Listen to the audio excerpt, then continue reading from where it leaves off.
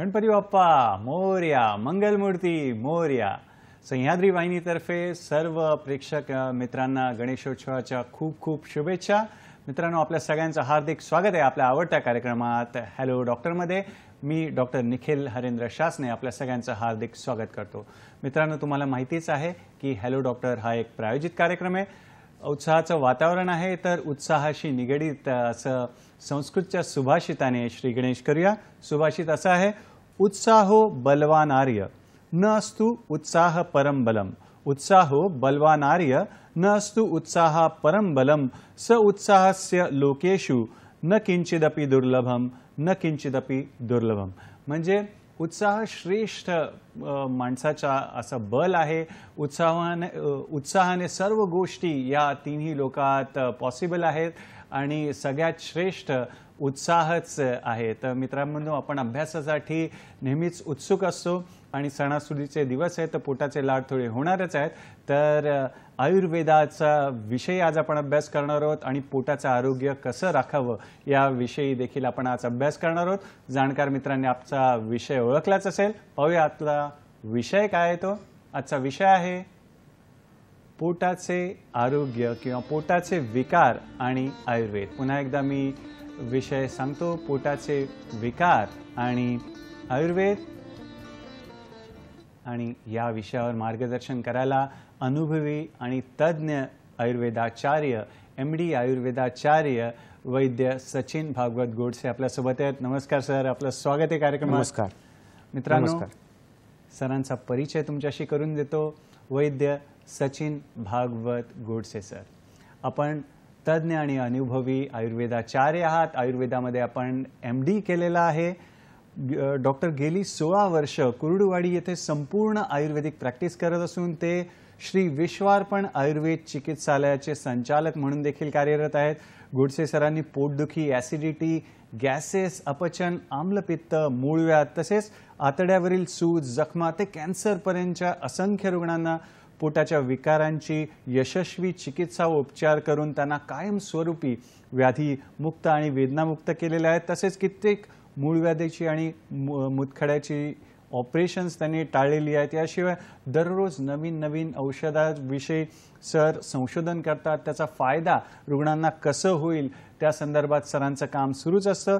पोटांच्या विकारांसोबत sir वाताच्या सर्व जे विकार आहेत, जसं की आपण म्हणतो मणकेदुखी किंवा गुडघेदुखी, किडनीचे विकार, स्त्री पुरुष वंध्यत्व, स्थौल्य, थायरॉइड, उंची वाढवणे यासारख्या आजारांच्या उपचारात देखील सरांनी विशेष प्रावीण्य मिळवलेले आहे.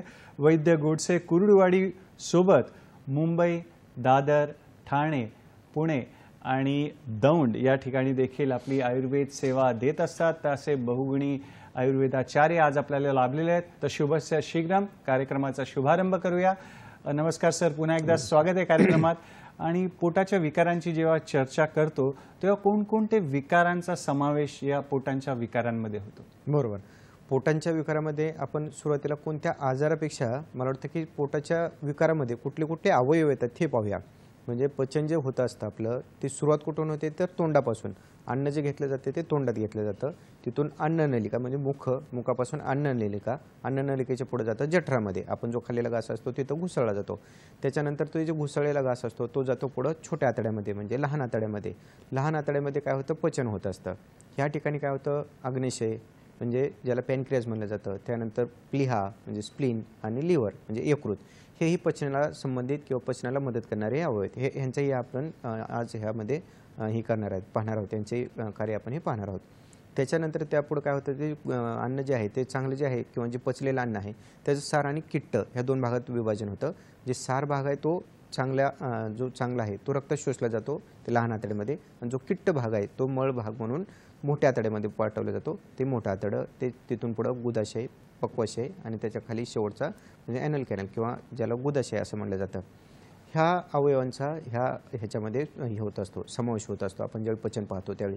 मग आता ह्या प्रत्येकाचे आजार म्हणजे पोटाचे आजार ह्याच्याशी संबंधित असतात. म्हणजे कसं की तोंड येणं असेल, त्यानंतर व्यवस्थित खाताना त्रास होत असेल, गिळताना त्रास होत असेल, त्यानंतर खाली जठरामध्ये गेलं तर तिथं अल्सर असणं, जखमा असणं, जसं आम्लपित्त म्हणतो आपण, त्यानंतर अजीर्ण होणं, विदग्ध जीर्ण होणं, त्याच्या पुढे गेलं तर लहान आतड्यामध्ये ग्रहणीसारखा आजार होणं, त्याच्या पुढे गेलं खाली तर मोठ्या आतड्यावरती सूज असणं, जखमा असणं, ज्याला अल्सरेटिव्ह कोलायटिस किंवा IBS असं म्हणलं जातं किंवा आयुर्वेदाच्या भाषेमध्ये ह्याला जे सगळ्या आजारांना जे नाव दिलं जातं ते म्हणजे ग्रहणी असणं, की ह्या सर्व आजारांचा तर ह्याच्यामध्ये हे होतोच म्हणजे समावेश होतो. पण ह्या पोटाच्या आजारामुळं जे इतर आजार होतात शरीरामध्ये त्यांचा ह्यामध्ये समावेश होते. म्हणजे ते कोणते, की कास असेल म्हणजे खोकला असेल, त्यानंतर श्वास म्हणजे दम लागणं असेल, वृक्काचा आजार असतील, त्यानंतर हृदयाचे आजार असतील, फुफ्फुसाचे आजार असतील, डोळ्याचे आजार असतील, डोक्याचे आजार असतील, तर ह्या कानाचे आजार असतील, ह्या सर्व आजारांचा म्हणजे छोट्या छोट्या अपचनाच्या तक्रारीपासून, तापापासून, थंडीपासून ते कॅन्सरपर्यंत, पोटाचे कॅन्सर असतील ते इतर कॅन्सरपर्यंत सर्व आजाराचा समावेश आपण ह्या पोटाच्या विकृतीमध्ये किंवा पोटाच्या आजाराच्या संबंधित हे घेऊ शकतो. गोडसे सर, आम्हाला हे देखील सांगा की खाल्लेल्या अन्नाचं पचन कसं होतं आधुनिक शास्त्राच्या याने आणि नंतर आयुर्वेदाच्या दृष्टिकोनातून देखील सांगा. बरोबर. आता हे आपण जे मी सांगितलं तुम्हाला की जसं आपण अन्न घेतो पोटामध्ये, त्यानंतर घुसळलं जातं, घुसळल्यानंतर ते लहान आतड्यामध्ये जातं, लहान आतड्यामध्ये ते घेतलं जातं. हे सर्व जे मी सांगितलं तुम्हाला ह्याला असं म्हणलं जातं की स्थूल पचन. आयुर्वेदामध्ये 2 भाग केलेले आहेत, एक स्थूल पचन आणि सूक्ष्म पचन. जर आपल्याला पूर्ण पचन प्रक्रिया समजून घ्यायची असेल तर सूक्ष्म पचन हे समजून घेणं म्हणजे अत्यंत आवश्यकच आहे. त्याचं कारण असं की बऱ्याचदा मुलं काय सांगतात किंवा पालक काय सांगतात दवाखान्यामध्ये आल्यानंतर की हा मुलगा खातो तर चांगलं, भूक तर चांगली आहे, खेळतो तर व्यवस्थित आणि ॲक्टिव्ह खूप आहे, पण त्याचं वजनच वाढत नाही, उंची वाढत नाही. ह्याच्या पाठीमागे हे सूक्ष्म पचन असतं आयुर्वेदाचा विचार.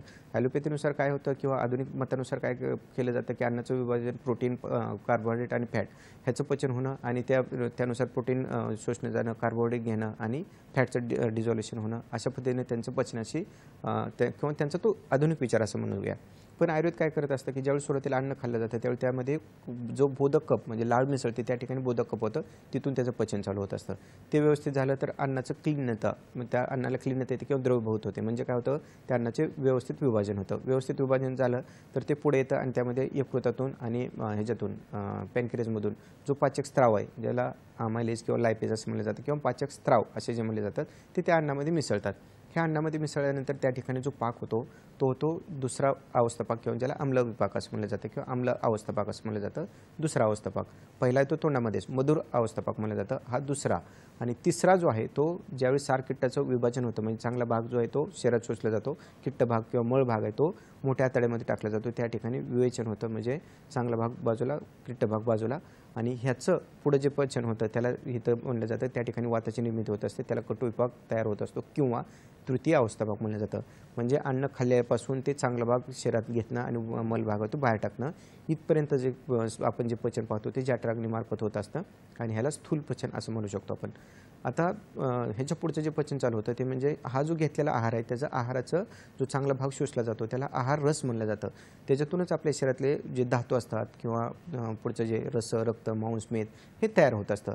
म्हणजे काय की खाल्लेल्या आहाराचा जो रसाचा धात्वाग्ने तो त्या रसाचं रूपांतर, त्या आहारसाचं रूपांतर रसामध्ये करतो. रक्तधात्वाग्ने हे त्या आहारसाचं रूपांतर रक्तामध्ये करतो आणि मेद त्या पद्धतीने अस्ती, त्या पद्धतीने शुक्र, मज्जा हे एक धातू त्या आहारसातून आपलं जे पोषक भाग आहे ते घेतात आणि त्याच्यामध्ये रूपांतर होत असतं. म्हणजे त्या धातूमध्ये रूपांतर होत असतं. म्हणजे शरीरातलं रक्त वाढणं, मांस वाढणं, मेद वाढणं, अस्थी वाढणं अशा पद्धतीने हे वाढ होत असते.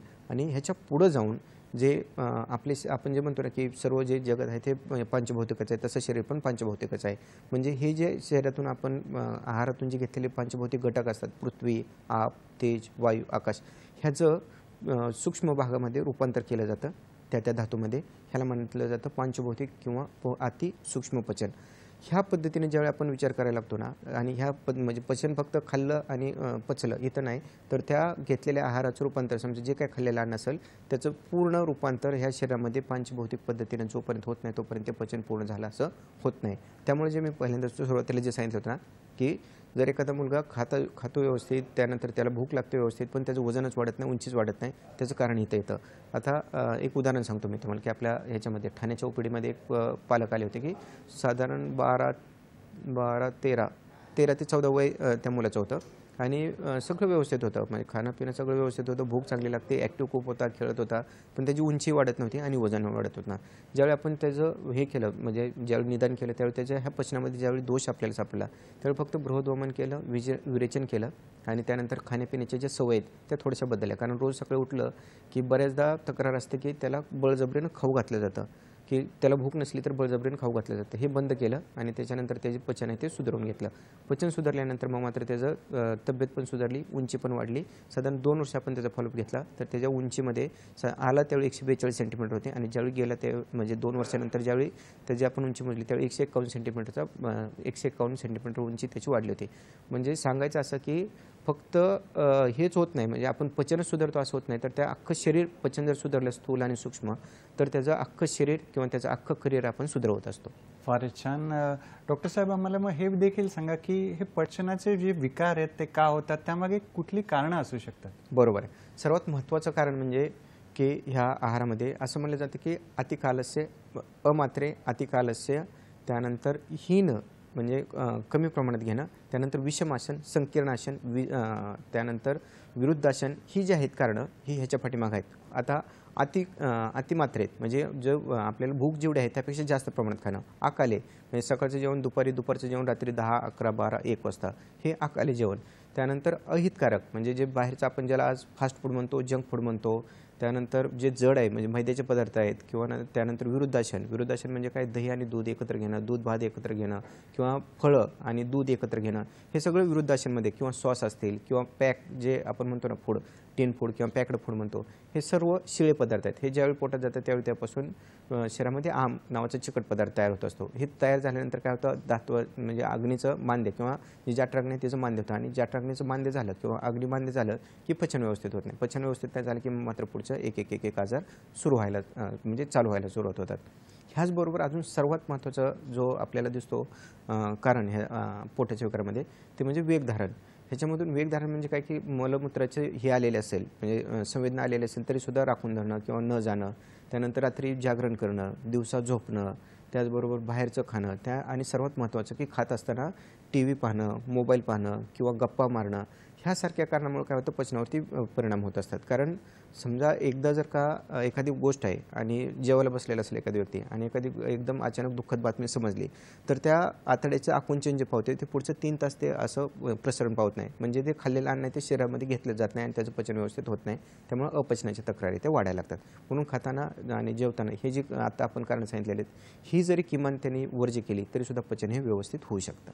फारच छान. मित्रांनो, तज्ज्ञ आयुर्वेदाचार्य वैद्य गोडसे आपल्याला मार्गदर्शन करतायत पोटाचे विकार आणि आयुर्वेद या विषयावर. वेळ झाली एका छोट्याशा विश्रांतीची. पाहत राहा आपला आवडता कार्यक्रम हॅलो डॉक्टर.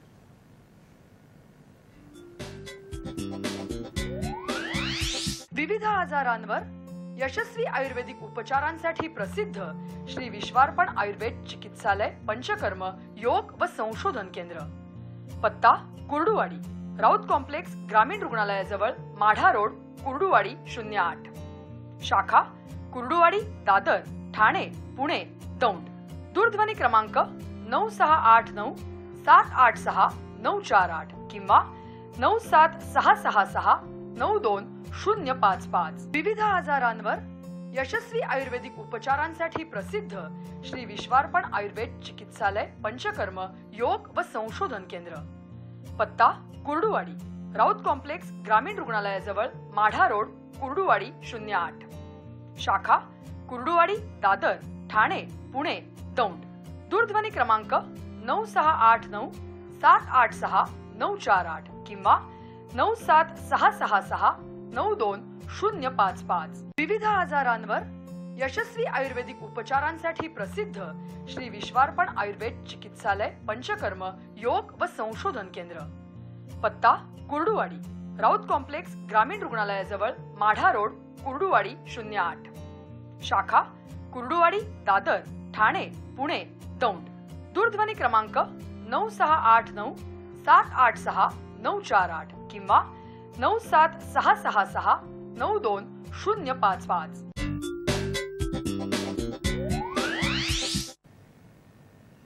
विश्रांतीनंतर पुन्हा एकदा आपलं स्वागत आहे आपल्या आवडत्या कार्यक्रमात, ज्याचं नाव आहे हॅलो डॉक्टर. आणि आज आपल्यासोबत तज्ज्ञ आणि अनुभवी असे आयुर्वेदाचार्य आहेत वैद्य सचिन गोडसे सर, आणि आपल्याला मार्गदर्शन करतात पोटाचे विकार व आयुर्वेद. आणि डॉक्टर साहेब, आम्हाला जरा आम्लपित्ता विषयी देखील सांगा, त्याची लक्षणं, कारणं आणि त्याची चिकित्सा कशी केली जाते त्याविषयी देखील सांगा. बरोबर. कारण आज बरेच पेशंट लहानपासून ते वृद्धापर्यंत हे आम्लपित्ताचे पेशंट येत असतात. आम्लपित्त म्हणजे काय सुरुवातीला की आम्ल द्रव आणि ह्यानं आम्लगुणानं म्हणजे जे पित्त जे आहे ते आम्लगुणाने आणि द्रवगुणाने वाढणं म्हणजे आम्लपित्त होणे. थोडक्यात काय की जे पित्त आहे ना ते पित्ताचे जे गुण सांगितलेले आहेत ते पित्तम सस्नेह तीक्ष्णम उष्णम सरम द्रवम गुरु अशा पद्धतीनं हे जे सांगितलेले आहेत त्याचे जे गुण सांगितलेले आहेत तर त्यातला जो एक गुण आहे की आम्लगुण आणि त्यानंतर दुसरा गुण आहे तो द्रवगुण.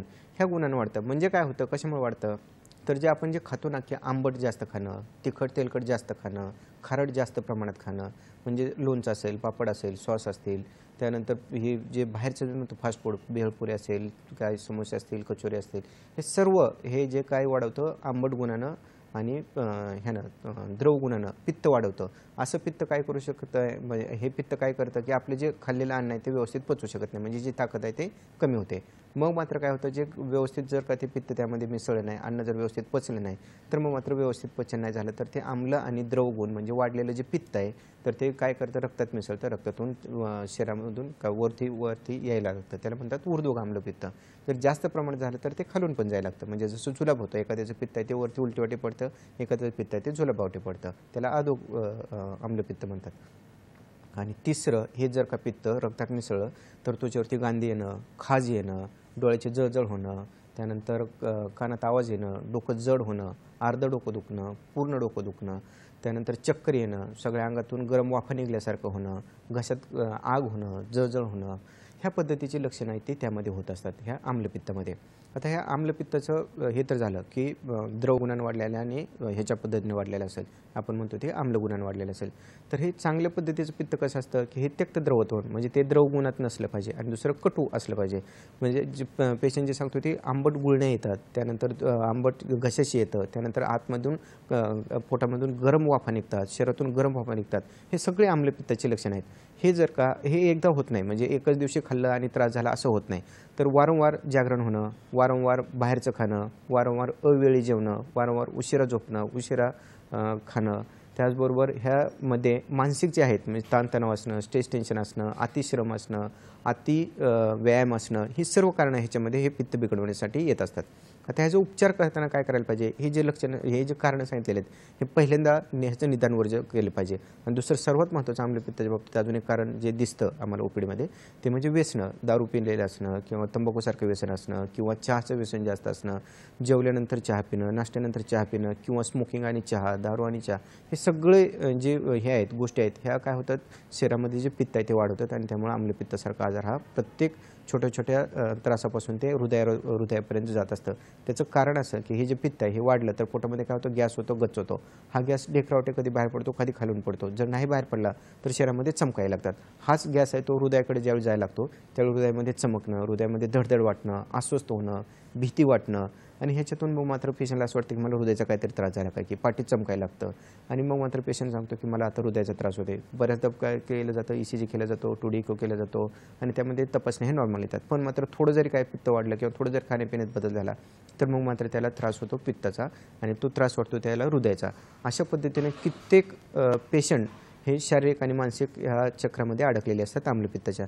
पण हे जर का व्यवस्थित ह्याचं आम्लपित्ताचं ऊर्ध्वक आहे का अधोक आहे ह्याचं निदान केलं आणि ह्यावरची जी ट्रीटमेंट आहे ते म्हणजे ह्याची फक्त शामक ट्रीटमेंट म्हणजे एकदा बृहत वमन देणं, एकदा विरेचन करणं आणि त्यानंतर बस्ती करणं, अशा 3 पद्धतीने जर का वाढलेलं पित्त जर असेल तर 10, 20, 15, 20 वर्षाचं कितीही जुनं पित्त जरी असेल, आम्लपित्ताचा जरी त्रास असेल तर तो मात्र ह्या पद्धतीनं म्हणजे पथ्य पाळणं, औषधं घेणं, पंचकर्म करणं आणि काही दिवस अनुलोम विलोम प्राणायामसारखं किंवा सूर्यनमस्कारासारखी योगासनं करणं अशा पद्धतीने जर केलं तर कितीही जुना जर पेशंट असेल आम्लपित्ताचा तर तो आपण ह्या पद्धतीने आपण बरा करू शकतो. फारच छान डॉक्टर साहेब. यावरणार आपल्याला एक फोन आलेला आहे. नीताताईंचा फोन आहे, पाहूया त्यांचा प्रश्न काय. नमस्कार नीताताई, आपलं स्वागत आहे कार्यक्रमात. औषध घेतल्याचं मला औषध होत नाही सकाळी कणा धरतो मी. बरं, काय होतंय औषध घेतल्याशिवाय मोशनला होत नाही, पोट साफ होत नाही. बरं, वय किती आपलं? 79 आहे. 79. बाकी दुसरं काय आजार गोळ्या चालू आहेत कसल्या? बाकी कुठला नाही.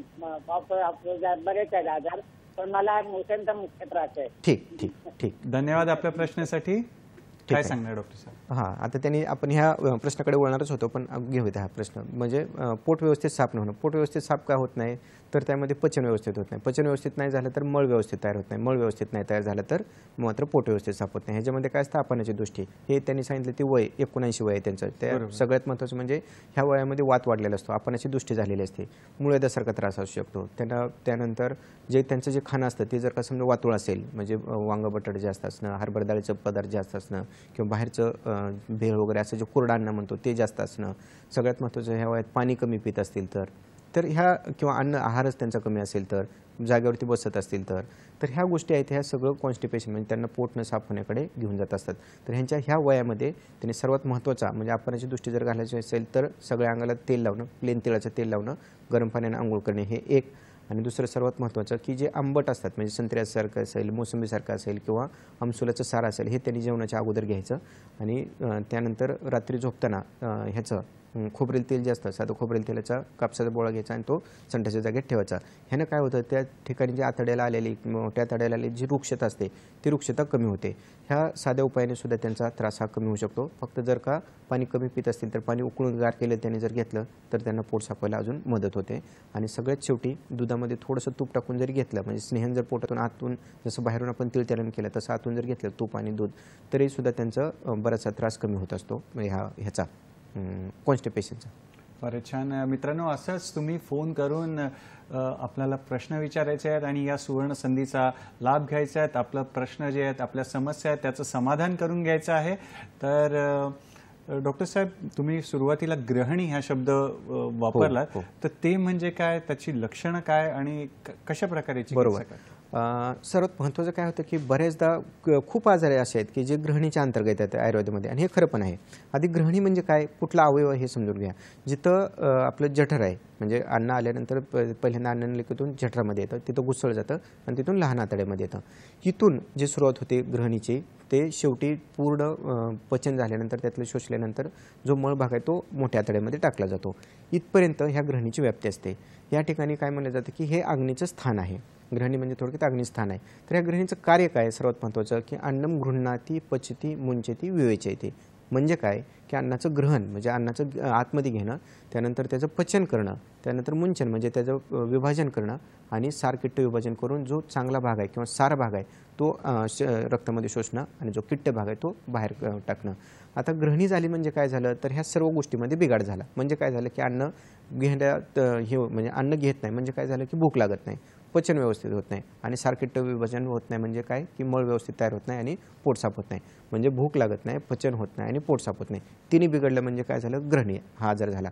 आता ह्याची लक्षणं काय कुठल्या स्वरूपात दिसत असतात, ह्याची लक्षणं दिसत असताना ग्रहणीच्या लक्षणामध्ये काय होतं, मुहूर्बद्ध मुहूर्द्रव, म्हणजे संडासला कधी कडक होते, कधी पातळ होते, कधी कधी होतच नाही. त्यानंतर जर झाली तर थोडी थोडी होणे, कृत्ये अपि अकृत संज्ञता असं म्हणलं जातं. म्हणजे काय की जाऊन आलं एकदा शौचाला तरी पूर्ण साफ होत नाही आणि परत जायची इच्छा होणं, ही ह्यामध्ये लक्षणं असतात.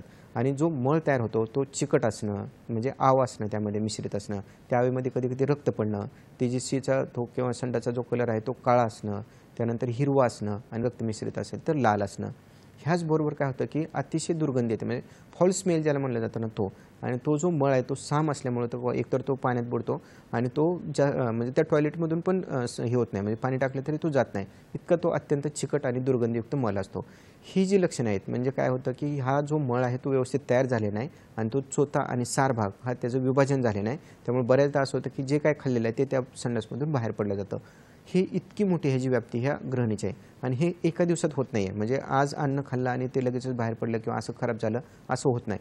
वर्षानुवर्ष जर काही आपत्ती सेवन ज्याला म्हणलं जातं की बाहेरचं खाणं असेल, अळवेळी जेवण असेल, विरुद्धासन असेल, संकीर्णासन असेल. संकीर्णासन म्हणजे काय हे एकदा मी तुम्हाला सांगेल की थाळी सिस्टीम, की म्हणजे ज्याच्यामध्ये भाजी आहे, फळभाजी आहे, पालेभाज्या आहेत, त्यानंतर स्वीट आहे, दूध आहे, हे सगळ्याचं कॉम्बिनेशन जर आपल्या पोटात गेलं तर ते पचेल का, नाही पचणार. हां, ज्याला खूप व्यायाम करतो किंवा वय चांगलं आहे, अग्निप्राकृत आहे, तर त्या व्यक्तीला एखाद्या दिवस पचेल तरी. पण नॉर्मली आजकाल आपल्या माणसाचं जे कष्टाचं काम आहे ते बऱ्यापैकी नाही आहे, आणि जे खूप कष्ट करतात ते कमी खातात, आणि जे कमी कष्ट करतात किंवा जे बैठे असतात त्यांचंच मात्र भरपूर चरणं चालू असतं. ते का चरणं चालू असतं त्यांचं, तर पोटामध्ये त्यांच्या खाल्ल्यानंतर आग पडते, त्यानंतर परत अजून खाल्लं जातं, परत आग पडते, ह्याला विकृत भूक म्हणली जाते किंवा खोटी भूक म्हणली जाते. ह्याच्यामुळं अतिशय खाल्लं जातं, त्यामुळे आम तयार होतो आणि आम ह्याला दुर्गंधी किंवा घाण फाऊल स्मेल असा वास येतो, त्यामुळे तो बाहेर लवकर पडत नाही, चिकटून राहतो. आणि अशा पद्धतीची ही जी लक्षणं आहेत त्या ग्रहणीची म्हणजे खालून सुद्धा ओळखता येतात, त्याचा मळ कसा आहे त्याच्यावरून सुद्धा ओळखता येतात, मला जर परीक्षण केलं तरी किंवा त्या पेशंटला सांगितलं तर. आणि सर्वात महत्त्वाचं, जाऊन जरी आलं तरी सुद्धा त्यांना वाटतं की जावं म्हणजे त्यांचा जो लुक असतो तो कधीच फ्रेश राहत नाही, म्हणजे कॉन्स्टिपेटेड लुक जो म्हणला जातो ना तो ह्यांच्यामध्ये येत असतो. त्याचबरोबर ह्याच्याबरोबर वरती पण लक्षणं येत असतात, म्हणजे फक्त खाली पोटाचे किंवा आतड्याचे लक्षण नाहीत, तर ह्याच्यामध्ये खोकला लागणं, त्यानंतर दम लागणं, त्यानंतर अस्वस्थ वाटणं, डिप्रेशन येणं, त्यानंतर पोटात सतत ह्यांच्या डोक्यात आपल्या पोटाचा विचार असतो आणि ह्यांच्या पोटामध्ये सतत ह्यांचा विचार जे आहेत ते कंटिन्यू, म्हणजे आपल्याला हे झालं असेल का, ते झालं असेल का, एखादा कार्यक्रम पाहिला किंवा पेपर वाचलं किंवा एखाद्याने सांगितलं तरीसुद्धा असं वाटतं मला हेच झालं आहे, मला हाच आजार झाला आहे. म्हणजे शारीरिक आणि मानसिक दोन्हीही लक्षणं ह्यामध्ये येत असतात. वैद्य गोडसे आपल्याला साध्या आणि सरळ भाषेमध्ये आपल्याला समजून सांगत आहेत पचनाच्या क्रियेविषयी, त्याच्या विकारांविषयी आणि आयुर्वेदाने कसे उपचार केलात. मित्रांनो, आम्ही पण तुमच्या फोनची, तुमच्या प्रश्नांची वाट बघतोय. तुर्तास वेळ झाली आहे एका छोट्याशा विश्रांतीची. पाहत राहा आपला आवडता कार्यक्रम हॅलो डॉक्टर. विविध आजारांवर यशस्वी आयुर्वेदिक उपचारांसाठी प्रसिद्ध श्री विश्वार्पण आयुर्वेद चिकित्सालय पंचकर्म योग व संशोधन केंद्र. पत्ता कुर्डुवाडी, राऊत कॉम्प्लेक्स, ग्रामीण रुग्णालयाजवळ, माढा रोड, कुर्डुवाडी 08. शाखा कुर्डुवाडी, दादर, ठाणे, पुणे, दौंड. दूरध्वनी क्रमांक 9689 786 948 किंवा 97666 92055. विविध आजारांवर यशस्वी आयुर्वेदिक उपचारांसाठी प्रसिद्ध श्री विश्वार्पण आयुर्वेद चिकित्सालय पंचकर्म योग व संशोधन केंद्र. पत्ता कुर्डुवाडी, राऊत कॉम्प्लेक्स, ग्रामीण रुग्णालयाजवळ, माढा रोड, कुर्डुवाडी 08. शाखा कुर्डुवाडी, दादर, ठाणे, पुणे, दौंड. दूरध्वनी क्रमांक 9689 786 948 किंवा 97666 92055. विश्रांतीनंतर पुन्हा एकदा आपलं स्वागत आहे आपल्या आवडत्या कार्यक्रमात, ज्याचं नाव आहे हॅलो डॉक्टर. आपल्याला एक फोन आलेला आहे, तर पहिले आपण फोन घेऊया. प्रश्न काय तो बघूया. कविता ताईंचा फोन आहे. नमस्कार कविता ताई, आपलं स्वागत आहे कार्यक्रमात. आपला प्रश्न विचारा.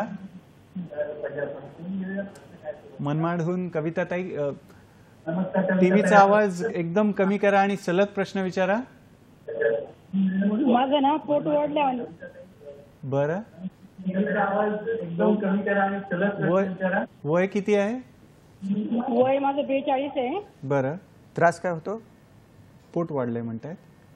पोट वाढलंय, वय 42. बरं, त्रास काय होतो अजून? त्रास मला फक्त पोटात असं ओढल्यावानी होतं. हा, ओढल्यावानी होतं, म्हणजे असं वाटतं भूक लागली काय, पण त्रास नाही होत. जेवण केल्यावर गच वाटतं आणि नॉर्मल जेवण जातं. बरं, ठीक आहे. आणि काय विचारायचं सर? ठीक, असं ओके, धन्यवाद आपल्या प्रश्नासाठी. काय सांगणार सर? हां, त्यांचा पूर्ण प्रश्न कळला नाही, पण त्यांचं जे पोट वाढलेलं आहे आणि- पोट वाढलेलं आहे आणि पोट ओढल्यासारखं वाटतंय, त्यांच्या आतमध्ये ओढल्यासारखं किंवा दुखत असेल पोट, तर उदरशूल म्हणजे काय होतं की ह्यामध्ये आयुर्वेदानुसार पोटाच्या विकारामध्ये जसं हे सांगितलं आहे अपचनापासून ते गुल्म हा एक व्याधी सांगितलेला आहे, ज्याचं रूपांतर म्हणजे ज्याला म्हणलं जातं बोलीभाषेत की नळ फुगलेत किंवा कडक झालेले आहेत. हे कशामुळे होत असतं की पोटामध्ये गॅस तयार होतो. गॅस कशामुळे तयार होतो की जास्तीत जास्त वातुळ पदार्थाचं सेवन केलं असेल, वांग बटाटा असेल, भात असेल, हरभरा डाळीचं असेल, त्यानंतर शिळं अन्न जास्त जर खाण्यात येत असेल तर पोटामध्ये त्यांच्या गॅस तयार होत असतो. सगळ्यात महत्त्वाचं काय की आहार घेताना कसं घ्यायला पाहिजे की सुरुवातीला थोडंसं आलं आणि मीठ ह्याचं सेवन व्हायला पाहिजे, थोडंसं आलं आणि मिठाचं. त्याच्यानंतर मधुर जो रस आहे तो घ्यायला पाहिजे. त्याच्यानंतर थोडंसं आंबट, खारट, तिखट ह्या रसाचं सेवन व्हायला पाहिजे. आणि सगळ्यात शेवटी कडू रसाचं सेवन व्हायला पाहिजे. आपल्याकडे होतं काय की सगळं तिखट, तेलकट, आंबट, खारट, मधुर हे पण रस म्हणजे गोड भरपूर प्रमाणात खाल्लं जातं. त्याच्यानंतर मग मात्र जो तिखट, जो कडू रस आहे तो घेतला जात नाही. त्याच्यामुळे ह्यांच्यामध्ये जे पचन आहे ते व्यवस्थित होत नाही आणि गॅस तयार व्हायला सुरुवात होत असते. हे एक. पचन जर व्यवस्थित होत नसेल, पोट व्यवस्थित साफ होत नसेल तर सुद्धा गॅस होतो. भरभर खात असतील तरी सुद्धा पोटामध्ये गॅस तयार होऊ शकतो आणि पोट ओढल्यासारखं होणं, पोट दुखल्यासारखं होणं हे होत असेल तर त्यांनी सावकाश जेवायला पाहिजे. त्यानंतर 2 जेवणाच्या मध्ये किंवा थोडं घास खाल्ल्यानंतर पाणी प्यायला पाहिजे. जेवणानंतर लगेच पाणी घट प्यायला नाही पाहिजे. पण सगळ्यात महत्त्वाचं की जे जेवण करताय ते आपल्याला जेवढी भूक आहे त्यापेक्षा 2 घास जर कमी खाल्ले तर मग मात्र पोटामध्ये गॅस तयार होत नाही किंवा ओढल्यासारखं होणार नाही. आणि त्यांचं जे हे पटपट खाल्ल्यामुळं, भरभर खाल्ल्यामुळं, काहीतरी टी व्ही वगैरे पाहत खाल्ल्यामुळं जेवण भरपूर प्रमाणात जातं, आम वाढतो आणि अपचित मेद म्हणजे फक्त स्थौल्य वाढतं, पोट वाढतं फक्त. आणि पोटात जो गॅस आहे त्या गॅसमुळे असं वाटतं की अजून पोट पुढं आलं आहे आणि पोट वाढल्यासारखं वाटतं, पोट दुखतं, त्याचा प्रेशर आहे तो त्या मणक्यावरती होतो, कंबर दुखायला लागतात, पायाचं गोळं दुखायला लागतात आणि डोकं दुखायला लागतात, असे त्रास होतात. तर ह्याच्यावरती साधा सोपा उपाय की सकाळी आणि संध्याकाळी लवकर जेवण करणे, भुकेपेक्षा 2 घास कमी खाणे आणि पाणी अति पण नाही कमी पण नाही, जेवताना थोडं 1-1 घास त्या जेवणासोबत पाणी प्यावं. जेवण झाल्यानंतर 1-1.5 तासानं जेवढे आपल्याला तहान लागते तेवढं त्यांनी पाणी प्यावं, तर हा त्यांचा त्रास आहे तो कमी होऊ शकतो. फारच छान सर, आपल्याला सुंदर मार्गदर्शन करतायत. तर आपल्या मनातले प्रश्न असेच तुम्ही फोन करून विचारा आणि जास्तीत जास्त माहिती आणि जास्तीत जास्त ज्ञान घेऊया आजच्या विषयाशी निगडीत.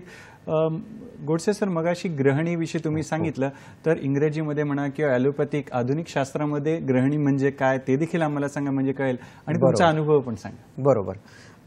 काय होतं की बऱ्याचदा पेशंटला ग्रहणी म्हणजे लवकर लक्षात येत नाही, पण IBS इन्फ्लेमेटरी बाउल सिंड्रोम म्हणजे मोठ्या आतड्यावरती सूज असणं, अल्सरेटिव्ह कोलायटिस आतड्यावरती जखमा असणं आणि सगळ्यात म्हणजे क्रॉन्स सिंड्रोम असं म्हणलं जातं किंवा ह्याच्याही पुढे जाऊन जे संडासमधून आव मिश्रित रक्त पडतं, अमिबिएसिस सारखी लक्षणं असतील, हेलिकोबॅक्टरची लक्षणं असतील, तर हे जे आहेत ना हे आधुनिक मतानुसार ते त्यांचं वर्गीकरण करत असतात किंवा त्याचं डायग्नोसिस करत असतात. आयुर्वेद हे यांच्याकडे ग्रहणी या पद्धतीने बघतं. एक तुम्हाला उदाहरण सांगतो, म्हणजे ह्या ग्रहणीची व्याप्ती किती मोठी असू शकते हे तुम्हाला कळेल. आपल्याकडे ह्याच्या दादरच्या ओपीडीमध्ये एक पेशंट आलेले होते. पेशंट म्हणजे आई आणि मुलगा आला होता अगोदर. तर त्यांना त्रास काय होता की आईला पण सेम त्रास की पोट गच्च होणं, गॅस होणं, थोडंसं जरी खाल्लं तर कळ मारून टॉयलेटला जावं लागणं, दिवसातून 4-5 वेळा जावं लागतं. आणि मुलालाही सेम त्रास होता की आईला तर बऱ्याच दिवसापासून होता, मुलाला हे 4 ते 5 वर्षापासून चालू झालेला होता. मुलाला त्रास होता सेम की पोटात कळ मारते, टॉयलेटला जावं लागतं, वजन वाढत नाही, अस्वस्थ होतं, त्यानंतर झोप लागत नाही, तब्येत खराब होत चाललेली आहे, केस गळत आहेत, हाडं दुखतात, अंगात सारखी तापाची भावना येते, ही सगळी लक्षणं, अस्वस्थ असणं, डिप्रेशन असणं, ही सगळी लक्षणं त्या ग्रहणीची होती. ज्यावेळी आपण निदान केलं त्यावेळी त्या ह्या पेशंटचं निदान केलं की ग्रहणी, त्यानंतर पित्त ग्रहणी असे निदान केलं आणि त्या पद्धतीने त्यांना काय केलं, सुरुवातीलाच त्यांना पहिल्यांदा ही जी केली ट्रीटमेंट केली त्यामध्ये पाचन केलं, दीपन केलं आणि त्याच्यानंतर अनुलोमन केलं. ह्याच्यासोबत काय केलं, शिरोधारा करून घेतली त्यांच्यामध्ये आणि त्यानंतर सगळ्यात शेवटी बस्ते करून घेतले, त्यांच्या ज्या तिक्तक शरीराच्या बस्ते असतात त्याच्यानंतर मात्रा बस्ती करून घेतल्या. ह्या पद्धतीने जेव्हा आपण त्यांच्यामध्ये गेलो ना तर त्यांचा ग्रहणीचा त्रास हा पूर्णतः गेला आईचा, त्याच्यानंतर मुलाचा ग्रहणीचा त्रास गेला आणि त्यांचं पचन व्यवस्थित सुधारलं. त्यावेळी त्या आईने सांगितलं की ही माझ्या आईला पण त्रास होता आणि त्या आजीनं ज्यावेळी घेऊन आल्या त्यावेळी कळलं की हा त्रास कुठून आला होता, म्हणजे साधारण 3 पिढ्यापासून आला होता. त्या आजीने साधारण 6 महिन्याची ट्रीटमेंट दिल्यानंतर त्यांचा जो त्रास आहे तो गेला. तर त्या म्हणत होतं की ह्याच्या आयुष्य म्हणजे त्याच्या अगोदरच का तुम्ही मला भेटला नव्हता. म्हणजे आपण ग्रहणीचा जो त्रास असतो ना, कारण त्याचं कारण असं असतं की ज्या घरामध्ये ज्या स्त्रीला एखाद्या पोटात जर का आव असेल आणि तिनं जर स्वयंपाक केला किंवा ते पाण्यात मिसळलं तर ते फिकोरल रूटमधूनच पोटात जात असतं. त्यामुळे ते एकच आव दुसऱ्याला, दुसरीची आव तिसऱ्याला, त्यामुळे एका घरात 3-3, 4-4, 5-5 पेशंट सापडतात. त्यामुळं असं होतं की बऱ्याचदा की त्यांची जी ट्रीटमेंट आहे हे एका जरी व्यक्ती जी केली, आवेचा योग म्हणून आयुर्वेदामध्ये एक सुंदर सांगितलेलं आहे, त्याच्यामध्ये आहे कुटज घनवटी किंवा कुटज, त्यानंतर शौक्तिक आणि सूतशेखर आणि कामदुधा, हे जर का कॉम्बिनेशन पोटात घेतलं तर बऱ्याचदा म्हणजे आवेचा त्रास हा वर्षानुवर्षाचा लोकांना जो असतो की जेवलं की कळ मारताना जावं लागतं, हे त्यांना रुटीनच होतं, दिवसातून 4 किंवा 5 वेळा जावं लागतं, हे रुटीनच होतं. तर ह्या साध्या सुध्या औषधाने किंवा कुटज किंवा जी भावा वनस्पती आहे तिचा जो गर आहे त्या शेंगेतला गर तो काढायचा, पाण्यात ठेवायचा रात्रभर आणि सकाळी ते पाणी जर गाळून पिलं तरीसुद्धा हा कमी होत असतो. आणि सगळ्यात अजून एक साधं सोपं की जे एरंड आहे, प्रत्येकाला माहीत असतं एरंडाचं जे मूळ आहे ते 1 कप दूध 1 कप पाणी टाकायचं, उकळायचं आणि ते 1 कप राहिल्यानंतर ते घेऊन जर पिलं तर कित्येक वर्षाचा जुनाट त्रास हा आवेचा जात असतो. सोबत ह्याच्या काय करायला पाहिजे की आव कशामुळे तयार होते, दूध असेल, भात असेल, फळं असतील, चिकट, केळी, पेरू, चिक्कू, सीताफळ, ह्याचं जे सॅलड म्हणतो आपण किंवा दुधासोबत मिक्स करून घेतलेले ज्यूस असतात ह्याच्यामुळे पोटात आव होते, तर ह्या गोष्टी त्यांनी टाळायला पाहिजेत. डॉक्टर साहेब, यावरणार आपल्याला फोन आहे, सांगलीहून फोन आहे, गीताताई यांचा फोन आहे. नमस्कार गीताताई, आपलं स्वागत आहे कार्यक्रमात, आपला प्रश्न विचारा. सर काय झालंय, माझ्या पोटात दुखतंय, माझं वय 43 आहे आणि पोटाचा माझा आकार खूप वाढलाय आणि ना बेंबीच्या वर पासून ना ते असं उजवीकडे ओटीपर्यंत माझ्या पोटात दुखतं आणि खूप गच्च होतं आणि थोडंही खाल्लं ना तर माझं पोट खूप गच्च होतं आणि दुखायला लागतंय पोटात. शौचात साप वाटतंय, शौचात साप वाटतंय, शौचाला साप वाटतंय, पोट साप वाटतं? मी पावडर घेते त्यासाठी सर, मी पोट साप शौचात त्याशिवाय होत नाही. ठीक. आणि जरी घेतली असती पावडर तर ती एकदा असं होत नाही, असं राहून राहून होते आणि संडास वाटे ना असं रक्त पडतंय ठीक आहे, समजलं आपला एक प्रश्न. एक वेळेला. ठीक. तर मग काय करायला पाहिजे सर? धन्यवाद आपल्या प्रश्नासाठी. ठीक आहे. काय सांगणार डॉक्टर? हा परत त्रास जो आहे तो त्यांनी जे सांगितलं की पोटात दुखते, पोट साफ होत नाही, उजव्या बाजूला गच्च होते. आपण जे सांगितलं की पचनासाठी यकृत हे लिव्हर हे महत्त्वाचं असतं. त्या ठिकाणी जर का खाण्यापिण्यातून त्या ठिकाणी यकृताची दृष्टी झालेली असेल तर पचन व्यवस्थित होत नाही. पचन व्यवस्थित नाही झालं तर मळ व्यवस्थित तयार होत नाही आणि मळाचं जे पुढं सरकण्याचं जे आहे म्हणजे असेंडिंग कॉलॉन, त्यानंतर ट्रान्सवर्स कॉलॉन, डिसेंडिंग कॉलॉन, इथलं जे हे आहे वहन आहे थोडक्यात, इथली जी गती आहे ती बिघडलेली आहे. त्यामुळे पोट काय होतं की मळ आहे तो पूर्ण बाहेर पडत नाही. पूर्ण जर बाहेर नाही पडलं, समजा 100% मळ आहे असं समजूयात, त्यातला 80% बाहेर पडतो आणि 10-20% तिथंच राहतो, तर काय होतं तो मळ कुजतो, सडतो, गॅस आणि उष्णता तयार होते. ही गॅस म्हणजे काय की पोटात खालून वरून कुठून जर जाणं, जर नाही गेलं तर पोट दुखायला चालू होणं, इकडं इकडं चमका मारायला चालू होणं, पाठ दुखायला चालू होणं. त्याचबरोबर उष्णता म्हणजे काय होतं की आंबट ढेकरे शरीरामध्ये डोळ्याची, तळपायाची, तळहाताची आग व्हायला लागते आणि हे सगळं शरीर आहे ते फुगून जातं. म्हणजे शरीरामध्ये कुठलाच धातू हा व्यवस्थित तयार होत नाही. त्याच्यामुळे शरीरामध्ये किंवा अंगामध्ये थकवा, आळस, बिनकामाचा थकवा किंवा बिनकामाचा आळस असं म्हणलं जातं. ह्याचा म्हणजे हे आहे, ह्याचा जो त्रास आहे तो कुठं असतो, मूळ त्रास असतो यकृतामध्ये. आता झालेलं काय असणार आहे त्यांच्या बाबतीत त्यांनी जे लक्षणं सांगितले त्यानुसार त्यांना असणार आहे मूळव्याध किंवा आर्श. तर हे आर्श ह्याची ट्रीटमेंट करत असताना आर्श कुटार ह्याच्या 2-2 गोळ्या जेवणाच्या नंतर. त्यानंतर ताक म्हणजे दह्याचं, गाईच्या दुधाचं दही लावायचं आणि त्यामध्ये गरम पाणी उकळून गार केलेलं पाणी संभाग मिसळायचं, ते घुसळलेलं ते जे ताक आहे ते घ्यायचं आणि त्याचसोबत अभयरिष्ट नावाचं एक औषध मिळतं, 2-2 चमचे जेवणानंतर पाण्यामध्ये टाकायचं आणि त्रिफळ चूर्ण जर ते घेत असतील किंवा तर ते फक्त गरम पाण्यात न घेता तूप आणि मधासोबत जर घेतलं तर त्यांचा हा त्रास तर जाईलच जाईल. यकृताची दृष्टी होण्यासाठी जे काही बाहेरचं जे खाणं होत असेल, फास्ट फूड असेल, जंक फूड असेल, ते त्यांनी टाळावं. त्याचबरोबर पालेभाज्याचा जर जास्त वापर होत असेल तर अशा वेळी त्यांनी पालेभाज्याचा वापर हा कमी करावा. त्याचं कारण असं, जर पोटामध्ये जंत असतील किंवा कृमीचा प्रादुर्भाव झालेला असेल तर तो कमी व्हावा, यकृताची दृष्टी कमी व्हावी ह्या हिशोबाने हे सांगितलेलं आहे. फळभाज्या, त्यानंतर तूप, त्यानंतर ज्वारीची भाकरी, मुगाच्या डाळीचं वरण, फिक्कं, अशा पद्धतीने सकाळ संध्याकाळ 2 टाईम माफक म्हणजे कमी प्रमाणात चावून जर आहार घेतला तर पचन व्यवस्थित चांगलं होईल, मळ चांगला तयार होईल आणि पोट व्यवस्थित त्यांचं साफ होईल आणि ही जी 2 औषधं सांगितली त्यांनी त्यांचा मूळव्याधाचा त्रास आहे तो कायमचा जाऊ शकतो. फारच छान मित्रांनो, तुम्ही छान प्रश्न विचारत आहात आणि वैद्य गोडसे आपल्याला सुंदर मार्गदर्शन करतायत, शंकांचं निरसन करतायत. तुर्तास वेळ झाली एका छोट्याशा विश्रांतीची. पाहत राहा आपला आवडता कार्यक्रम हॅलो डॉक्टर. विविध आजारांवर यशस्वी आयुर्वेदिक उपचारांसाठी प्रसिद्ध श्री विश्वार्पण आयुर्वेद चिकित्सालय, पंचकर्म, योग व संशोधन केंद्र. पत्ता कुर्डुवाडी, राऊत कॉम्प्लेक्स, ग्रामीण रुग्णालयाजवळ, माढा रोड, कुर्डुवाडी 08. शाखा कुर्डुवाडी, दादर, ठाणे, पुणे, दौंड. दूरध्वनी क्रमांक 9689 786 948 किंवा 97666 92 विविध आजारांवर यशस्वी आयुर्वेदिक उपचारांसाठी प्रसिद्ध श्री विश्वार्पण आयुर्वेद चिकित्सालय, पंचकर्म, योग व संशोधन केंद्र. पत्ता कुर्डुवाडी, राऊत कॉम्प्लेक्स, ग्रामीण रुग्णालयाजवळ, माढा रोड, कुर्डुवाडी 08. शाखा कुर्डुवाडी, दादर, ठाणे, पुणे, दौंड. दूरध्वनी क्रमांक 9689 786 948 किंवा 97666 92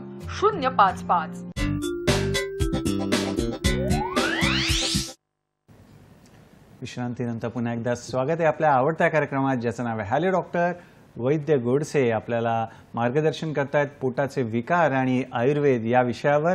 तर सर, जेव्हा आम्ही आयुर्वेद शास्त्राची पुस्तकं चालतो किंवा ऐकतो काही गोष्टी, तर उदावर्त हा शब्द येतो. तो म्हणजे काय, त्याची लक्षणं काय, चिकित्सा त्याची करतात, त्याविषयी आम्हाला सांगा. बरोबर, हा खूप मोठा कन्सेप्ट आहे आयुर्वेदामध्ये. उदावर्त म्हणजे काय, यस्य वायू ऊर्ध्व जायते, म्हणजे काय की वात हा वरती जातो. थोडक्यात म्हणजे समजण्यासाठी मी सांगेन की जे आपण खाल्लेलं जे अन्न असतं, पाणी असतं, हे खाली जायला पाहिजे, ते वाताबरोबर वरती येतं. त्याचं कारण काय की खाली विबंध असणे किंवा बंद असणे.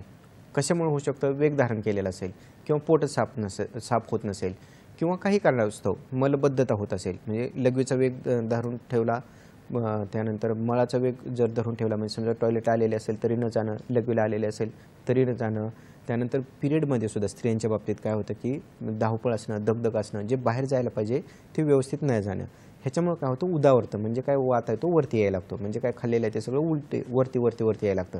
ह्यानं काय होतं की म्हणजे फक्त समजा मळाचा जर आपण विचार केला की प्रतिशाय म्हणजे शकृता पिंडको दोष्टन प्रतिशाय शिरोरुजा, म्हणजे सर्दी होते, खोकला लागतो, नाक वाहणं, नाक चोळणं, त्यानंतर घशात कप साठणं आणि छातीमध्ये कप साठणं, दम लागायला लागणं, ही लक्षणं त्या ह्याच्यामध्ये होत असतात. कशामध्ये? मळाचा वेग जर धारण केला तर. आणि मग उदावरत होतो आणि हे उदावरतामध्ये आपल्याला लक्षण दिसतात. पेशंट सांगतो काय फक्त मला की ॲलर्जिक रायनायटिस आहे, ॲलर्जिक सायनोसायटिस आहे, माझ्या इथे सर्दी साठलेली आहे. त्यानंतर डोळ्याचा त्रास होतो. डोळ्याचा त्रास का होतो? कारण ज्या ठिकाणी पित्त धराकला आहे त्याच ठिकाणी मज्जा धराकला आहे, ज्या ठिकाणी पचन बिघडलं त्या ठिकाणी जो ब्रेनचा आपला टिश्यू म्हणतो तो तिथं तयार होतो, त्यामुळे डोळे खराब होतात. त्यानंतर डोकं दुखायला लागतं, ज्याला मायग्रेन असं म्हणलं जातं, किंवा अर्धशिशी, अर्ध डोकं दुखायला लागतं, कानाचे आजार चालू होतात, त्यानंतर त्वचेचे आजार चालू होतात, श्वसनाचे आजार चालू होतात, म्हणजे फुफ्फुसाचे आजार चालू होतात, त्याचबरोबर वृक्काचे आजार चालू होतात. एवढी सर्व व्याप्ती ह्या उदावरतामध्ये आहे. हे एका दिवसात घडतं का? तर एका दिवसात घडत नाही, म्हणजे सातत्यानं होत होत होत होत होत होऊन पुढं पुढं पुढं म्हणजे एखाद्या गोष्टीकडे जर दुर्लक्ष केलं की पोट साफ म्हणजे समजा पोटला हे आहे टॉयलेट आलेले तरी टाळलं, दुसऱ्या दिवशी तेच, तिसऱ्या दिवशी तेच, मग काही कारण असू शकतं, म्हणजे तिथं टॉयलेटचा अभाव असणं हे कारण असू शकतं, समजा विद्यार्थी अभ्यास करतो हे कारण असू शकतं, एखादा इंजिनियर आहे किंवा एखादा सॉफ्टवेअर इंजिनियर आहे त्याचं काम किंवा दिवसभर त्याला बसावं लागतं, AC बसावं लागतं त्यामुळे असेल, किंवा एखाद्याची ड्युटी शिफ्ट ड्युटी असेल त्यामुळे त्याला जमत नसेल, हे काही कारण असू द्या, पण वेग धारण केल्यानंतर जो तयार होतो तो उदावरतं. आणि हा उदावरतं म्हणजे ज्याच्यामध्ये असं म्हणलं जातं की हृदयरोग किंवा हृदयाचे हे होऊन म्हणजे त्यातून मृत्यूसुद्धा येऊ शकतो, इथपर्यंत हे उदावरताचं लक्षण असतं, म्हणजे त्रासदायक लक्षण होऊ शकतं. कारण ह्याच्यामध्ये जे येणारे विकार आहेत ते वृक्काचे विकार येतात, फुफ्फुसाचे विकार येतात, हृदयाचे विकार येतात आणि मेंदूचे विकार येतात उदावरतामध्ये. तुम्हाला एक उदाहरण सांगतो मी ह्याचं उदावरताचं. आपल्या पुण्याच्या ओपीडीमध्ये पेशंट आले होते, ॲक्च्युली हे आहेत हैदराबादचे, IT इंजिनियर आहेत ते. तर वय त्यांचं 32 ते 33 वय त्यांचं, फक्त जॉब चालू होऊन त्यांचं 2 ते 3 वर्ष झालं होतं. झाला त्रास की उदावरताचा, म्हणजे त्यांच्या खाण्यापिण्याच्या ज्या सवयी होत्या त्या खूपच हेक्टिक होत्या. त्यांचं जे रात्रीचं जेवण होतं ते रात्री 1:30-2 वाजता, त्यानंतर झोपणं आणि सकाळी उठणं ते 11-12 वाजता, अशा पद्धतीने त्यांचं शेड्यूल होतं. हे आपलं ॲक्च्युली त्यांचं ते फॉरेन कंट्रीजनुसार त्यांचं ते शेड्यूल होतं.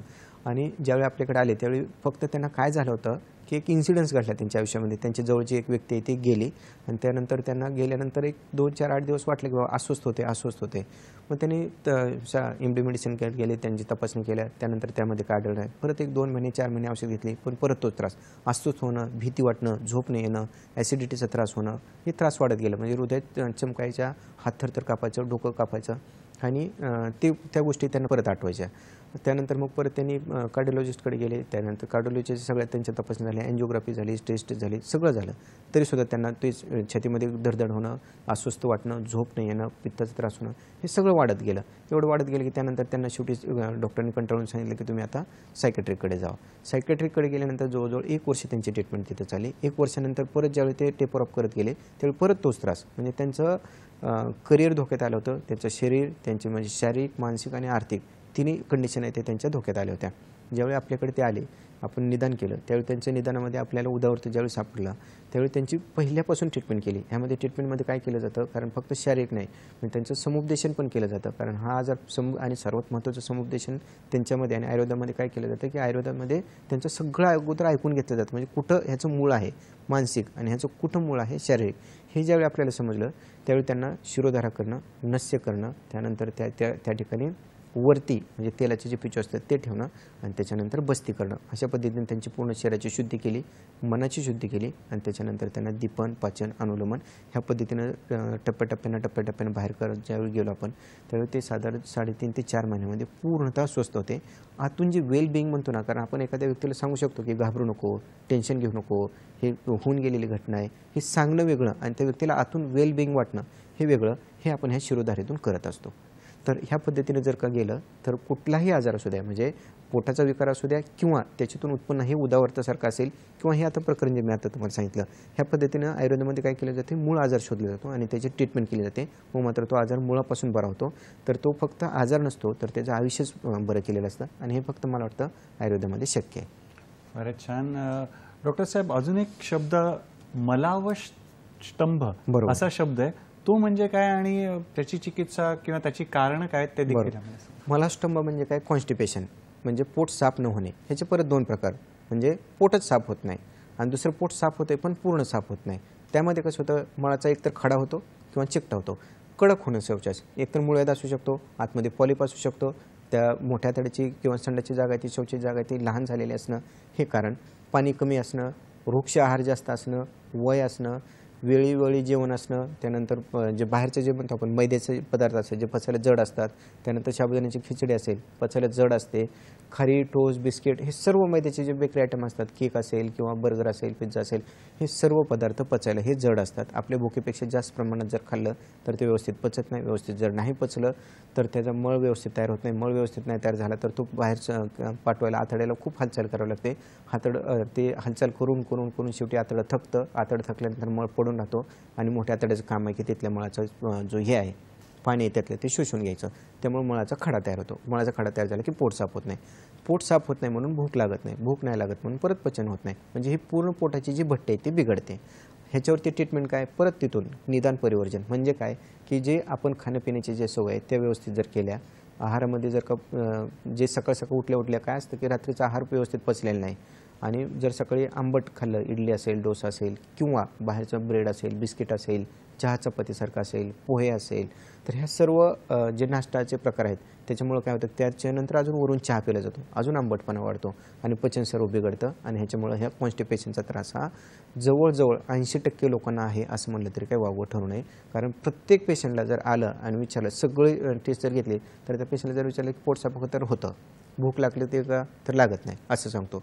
त्यानंतर पुढचं जर विचारलं की पोट साफ होतं ठीक, किती वेळा जातो तर 2 किंवा 3 वेळा, ते तर रुटीनच आहे.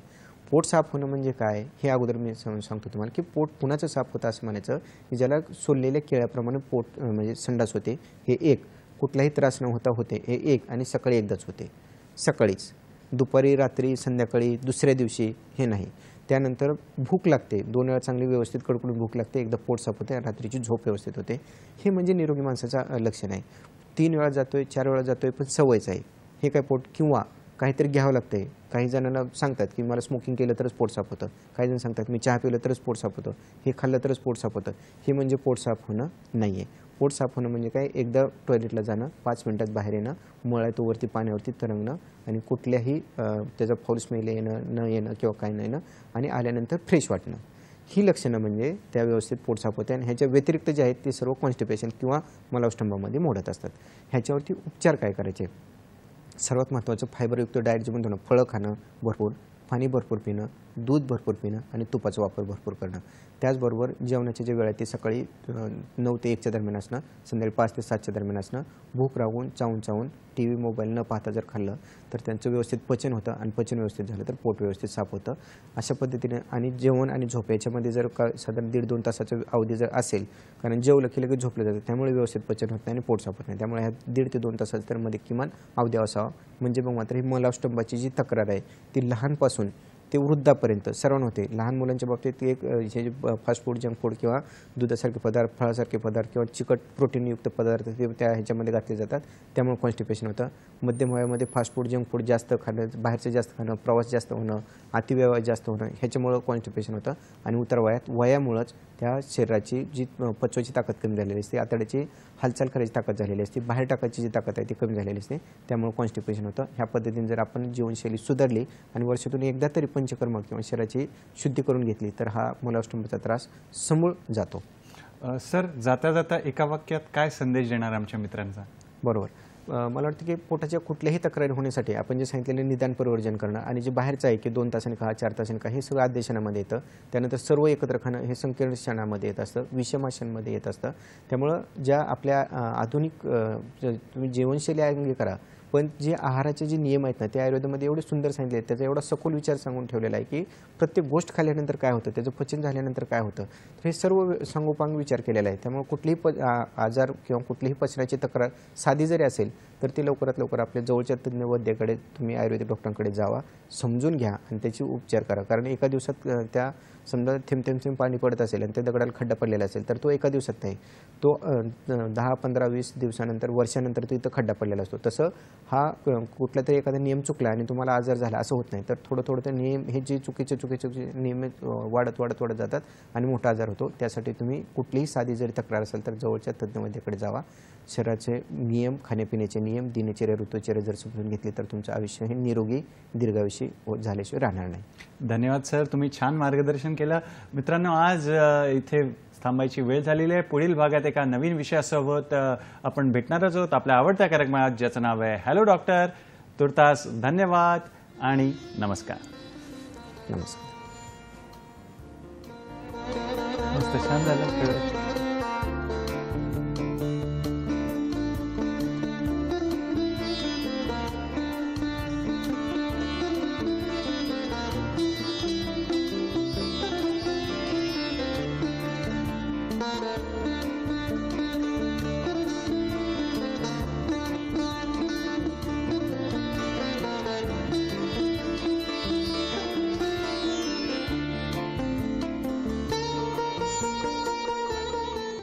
आयुर्वेदिक उपचारांसाठी प्रसिद्ध श्री विश्वार्पण आयुर्वेद चिकित्सालय पंचकर्म योग व संशोधन केंद्र.